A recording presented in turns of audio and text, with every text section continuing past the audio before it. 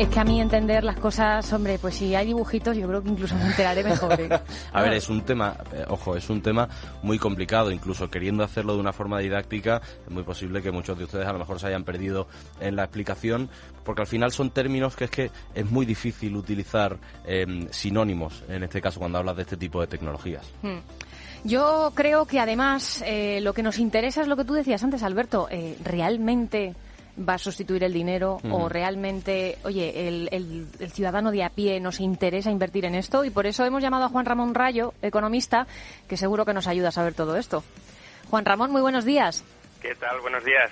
Juan Ramón es que sabe de todo. A Juan Ramón le podemos preguntar cómo es la diferencia del techo del material de Uralita en China y ¿verdad? Seguro que nos lo dice. Juan Ramón, buenos días.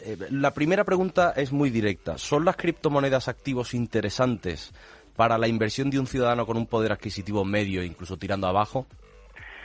A ver, yo como siempre digo, una persona si se decide a meter su dinero en cualquier activo, primero tiene que informarse sobre ese activo. Eso de invertir en algo que no entiendes mínimamente, pues tiene sus riesgos, evidentemente, y además es que a poco que siga el precio de ese activo un rumbo que no te gusta, te puede coger el miedo y vender. Por ejemplo, Bitcoin llevaba semanas y semanas cayendo en picado, y todos los que estaban en Bitcoin sin entender Bitcoin, probablemente, o muchos de ellos vendieron. Claro, se asustaron y vendieron, exacto. Claro, esto es el fin, esto ha acabado con la criptomoneda. Bueno, pues ha prácticamente recuperado ya todo lo que perdió. Y aquellos que tenemos bitcoins y que vimos caer el precio, como más o menos entendemos la tecnología que hay detrás y el potencial que tiene, pues dijimos, bueno, pues esto es una caída transitoria. Algunos incluso aprovecharon para comprar más, pero porque lo entiendes. Entonces, ya digo, antes de meterse en algo, en Bitcoin o en cualquier otra criptomoneda, lo fundamental es entenderlo. Ahora, sí que animo a la gente a que haga un esfuerzo para entenderlo, porque sí hay algo detrás que es interesante.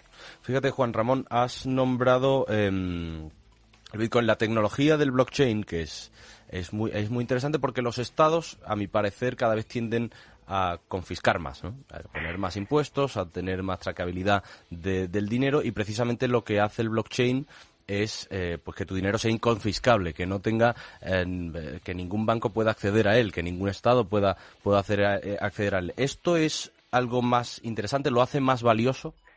Yo creo que efectivamente, como has dicho, la característica principal, la característica económica principal, ¿no? Porque tecnológicas, innovaciones tecnológicas hay bastantes detrás de Bitcoin, pero la característica económica principal efectivamente es que es o aspira a ser inconfiscable. Comparémoslo con el oro, ¿no? Porque de hecho Bitcoin de alguna manera quiere ser el oro digital, el oro virtual.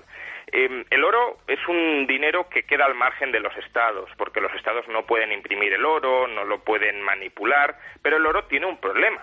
Y es que si viene el oficial del Estado, el burócrata confiscador de turno, y detecta que tienes oro, te lo puede quitar. De hecho, por ejemplo, en el año 1933, durante la Gran Depresión, un presidente democrático, Franklin Delano Roosevelt, expropió el oro de todos los ciudadanos estadounidenses. Por tanto, aunque tú quieras tener un dinero al margen del Estado, que el Estado no pueda manipular, el Estado te lo puede quitar. Con Bitcoin no te lo pueden quitar. Y por tanto tener un dinero que, como dices, queda al margen de la manipulación estatal y que además no te lo pueden quitar, te confiere una protección potencial frente a esa ansia confiscatoria que cada vez van a tener más los estados, porque venimos de una pandemia donde hemos acumulado una cantidad ingente de deuda pública. Vale, la cuestión es ¿cómo pagamos esa deuda pública?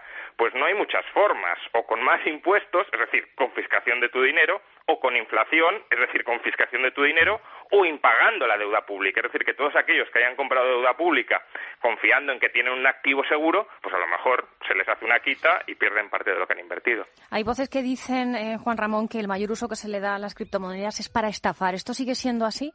No, tenemos evidencia cada vez más abundante, evidencia académica que descarta que sea esa la finalidad. Sí que es verdad que gran parte de la finalidad podríamos decir que es una finalidad especulativa. Es decir, mucha de la gente que se mete en Bitcoin todavía lo hace no como una inversión monetaria a muy largo plazo, sino para intentar ganar dinero en un plazo relativamente corto. Ahora, no es cierto que un porcentaje significativo alto de las transacciones de Bitcoin sean para actividades ilegales.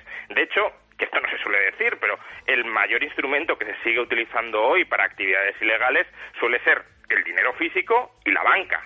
Por tanto, eso de criminalizar a Bitcoin diciendo, no, es que alguien lo puede utilizar para hacer transacciones ilegales. Primero, que no sería muy inteligente, porque no sé si lo habéis explicado antes, pero Bitcoin es una moneda seudónima. Es decir, tu identidad está registrada seudónimamente en todos los ordenadores de todo el mundo. Sí, en un hash, ¿no?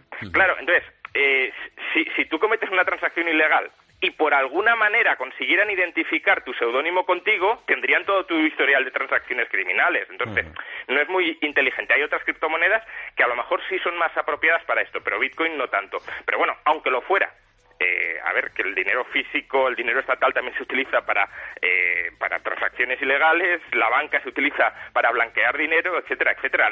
La propiedad inmobiliaria también se utiliza para blanquear dinero. Entonces, ¿vamos a criminalizar todo esto porque hay algunos que hacen mal uso? Pues no. Ramón, estábamos hablando de la pérdida de poder adquisitivo, sobre todo de la gente que no tiene posibles para, por ejemplo, comprar un bien inmobiliario, ¿no? Que al final es a los que de verdad afecta la inflación. La emisión de monedas sigue muy por encima de lo que demandan los mercados, tanto nacional como internacionalmente, y al final pues esta moneda, como bien decíamos, puede servir de refugio, además de inversión. La volatilidad del mercado hace que de vez en cuando haya picos que supongan beneficios sustanciosos para quien posee esa moneda.